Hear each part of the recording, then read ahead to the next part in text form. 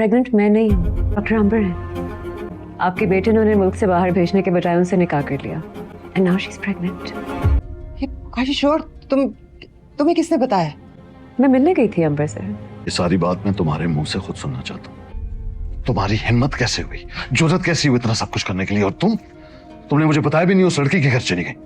कोई उल्टा नहीं किया मैंने, क्यों ना?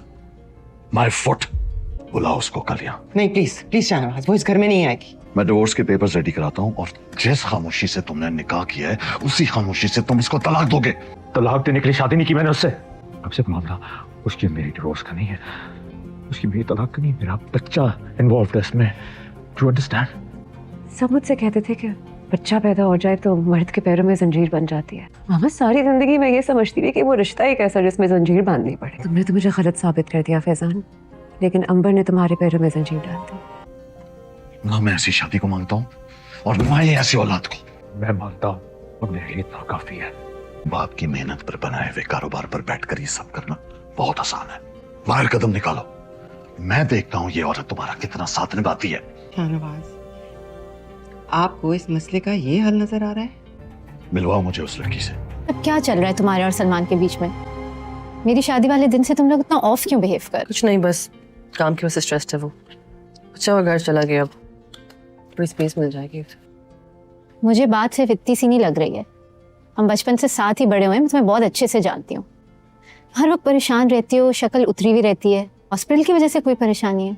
आन्या, मैं तुम्हें कुछ बताना चाहती हूँ। मैं तुम्हें ट्रस्ट करती हूँ, इसलिए अम्मी के लाख मना करने के बावजूद मैं चाहती हूँ कि ये बात मैं तुम्हें खुद बताऊँ, बचा के तुम्हें कहीं और से पता चले और तुम शॉक में आ जाओ। ऐसी भी क्या बात है? तुम मुझे डरा क्यों रही हो? डरने की बात नहीं है, मैं सब संभाल लूंगी। जो सारी इन्वेस्टिगेशन हो रही थी, इसको हॉस्पिटल में मैं ही एक जूनियर लेवल पे हैंडल कर रही थी। इस पेशेंट को मैंने ही कहा था कि हमारे हॉस्पिटल के वेलफेयर डिपार्टमेंट में चली जाए। हाँ, मुझे पता है, साद ने भी मुझे बताया था। वो तुमने उनसे रिक्वेस्ट की थी ना उनको एडजस्ट करने की। ये नहीं किया। उस पेशेंट के भाई को हॉस्पिटल का डेटा मैंने ही दिया था, लेकिन मैं ये नहीं जानती थी कि वो डेटा लेके मीडिया के पास चला जाएगा। जैसे ही मुझे पता चला शादी वाले दिन, मैं उसको रोकने गई थी। मतलब अपने हाथों से सब कुछ उसको दे के फिर तुम उसको रोकने गई थी? उस पेशेंट का इलाज आराम से हमारे हॉस्पिटल के वेलफेयर डिपार्टमेंट में हो सकता था, उसकी जान बच सकती थी। हमारा hospital is one of the best there is. इतने डोनेशंस मिलते हैं, चैरिटी मिलती है, तुम